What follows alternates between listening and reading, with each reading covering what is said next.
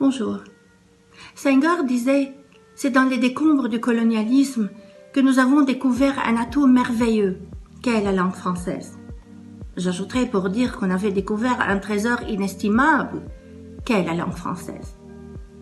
En cette journée de la francophonie, nous ne sommes pas là pour fêter et défendre la langue française en tant que langue, mais pour fêter et défendre les valeurs qu'elle représente. Des valeurs qu'on trouve dans la Charte des droits de l'homme et du citoyen. Des valeurs comme liberté, démocratie, laïcité, acceptation de l'autre. De nos jours, j'avoue, la francophonie fait face à de grands défis. Le monde parle in English, en anglais. La France, qui est le fief de la francophonie, est appelée plus que jamais à défendre notre langue commune et à la transformer en une langue d'avenir et d'invention. La France est appelée à financer de plus en plus l'échange des étudiants et leur mobilité, les recherches en français et surtout la production en français. Malgré tous les défis, à la francophonie, j'y tiens et j'y tiendrai.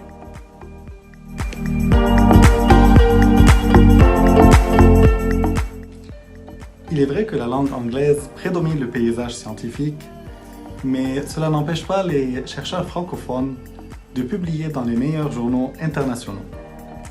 Au Liban, la langue de Molière résiste dans l'enseignement supérieur, même si près de la moitié de nos étudiants francophones préfèrent de rejoindre des universités et des filières anglophones.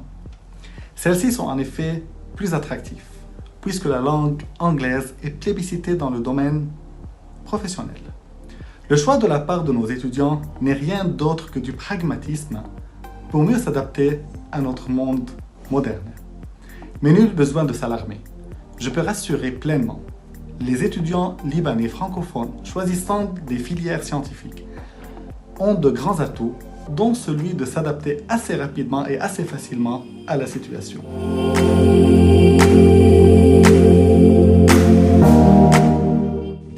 En cette journée internationale de la francophonie, j'aimerais exprimer mon amour pour la langue française, belle et riche, qui a toujours suscité mon désir de l'enseigner et de la diffuser dans de nombreuses activités culturelles ou de conférences instructives. Je ne peux manquer aujourd'hui de citer l'écrivain français Jean-Marie Gustave Le Clésio qui affirme que la langue française est mon seul pays, le seul lieu où j'habite.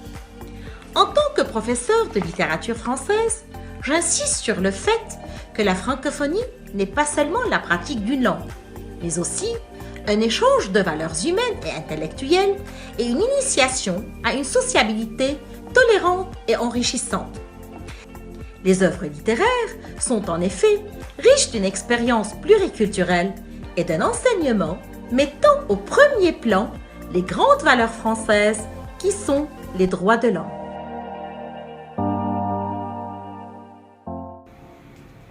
Si l'on peut parler d'un marché linguistique dans un contexte plurilingue comme celui du Liban, être francophone, c'est pouvoir accéder à tout un patrimoine. Et par patrimoine, je n'entends pas uniquement un patrimoine culturel, mais c'est un ensemble de valeurs, c'est un savoir-faire, c'est la possibilité de faire des études du scolaire jusqu'à l'universitaire, puis se garantir une meilleure insertion professionnelle ou du moins être plus concurrentiel sur un marché du travail de plus en plus tendu.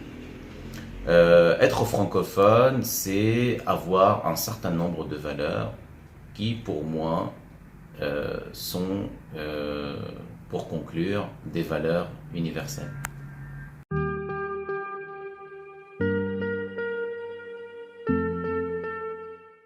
Dans notre société contemporaine, la langue française fait face à une compétitivité assez remarquable. Une anglophonie saillante vient de dévaster notre quotidien et à tous les niveaux. Dans les écoles et les universités, les apprenants optent pour l'anglais pour des raisons de commodité et de modernité. Ils s'intéressent de moins en moins au français. Une réforme des programmes libanais du français s'avère urgente. Des remaniements au niveau du contenu. et des méthodologies d'enseignement peuvent prendre la relève et rétablir l'équilibre.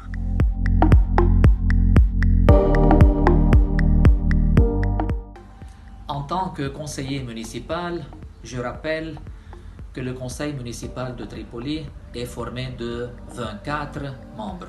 Chaque membre préside un certain comité.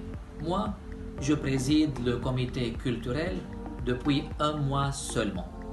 La municipalité de Tripoli possède un centre culturel qui est le château de Naufal, dans lequel il y a une bibliothèque publique ouverte et gratuite pour toute la population de Tripoli.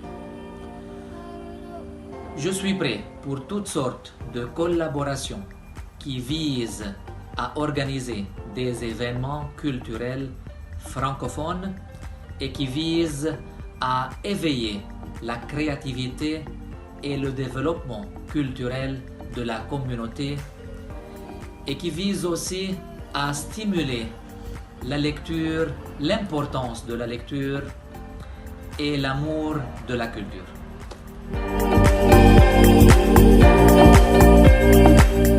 Alors aujourd'hui on veut parler de la francophonie au Liban et sous quelle forme et dans quelle mesure est-elle affaiblie par une anglophonie qui se veut de plus en plus offensive. Alors je dirais que évidemment que l'anglophonie est offensive aujourd'hui. Mais la francophonie n'est pas forcément en reste. La francophonie, malgré tous les soubresauts, je dirais qu'elle se porte plutôt bien grâce à des francophones comme vous, comme moi. Alors, ça ne veut pas dire qu'il ne faut pas restituer la vitalité de la langue française actuellement en crise, notamment avec l'hybridation des codes et la langue du web. Alors, il n'y a pas que la langue française qui est en crise. Toutes les langues sont en crise, même l'anglais.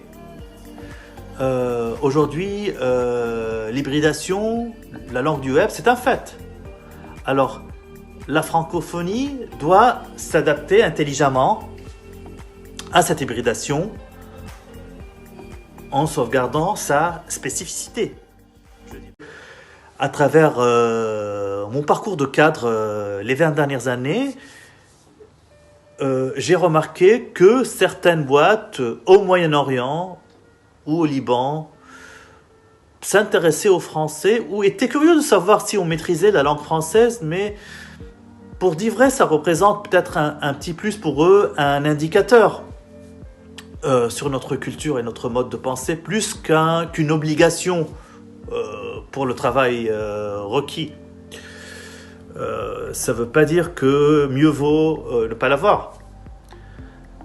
Alors, est-ce que finalement la culture et les valeurs de la francophonie peut-elle être préservée dans le monde chaotique d'aujourd'hui? Ben justement, dans ce monde chaotique, je dirais que plus que jamais aujourd'hui, on a besoin de la francophonie, de ces valeurs francophones, de cette spécificité culturelle en fait. Les valeurs de la francophonie vont bien au-delà de l'aspect linguistique. C'est des valeurs culturelles, c'est des valeurs de démocratie, c'est des valeurs de libre pensée. Et aujourd'hui, dans ce monde, tous ensemble, on devra avoir cette tâche de sauvegarder, de préserver et de faire de sorte que la francophonie se porte mieux que jamais. Merci.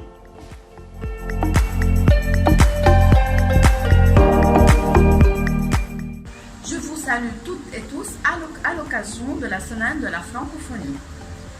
Ça fait 10 ans que je travaille dans le domaine médical et honnêtement, la langue anglaise domine beaucoup notre domaine.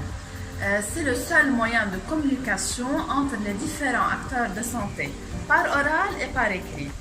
C'est pour ça que je vous adresse par cette petite vidéo pour renforcer la francophonie et la langue française.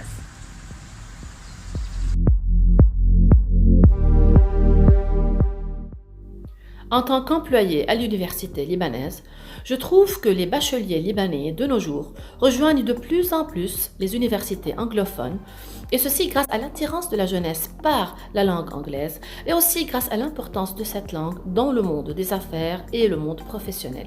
Ce qui fait que la francophonie est en fait confrontée à une anglophonie déferlante, ce qui la met à l'épreuve. Ainsi, convient-il de faire vivre la francophonie, de l'accompagner, de lui donner toute sa place, et ceci peut être en promouvant ses capacités d'enseignement, en véhiculant les ponts d'invention, de création et d'innovation qu'elle est capable de construire. Car en réalité, c'est grâce à la francophonie que plusieurs valeurs universelles peuvent être renouées, telles la diversité, le savoir-faire, le multilinguisme et bien sûr les droits de l'homme. Merci.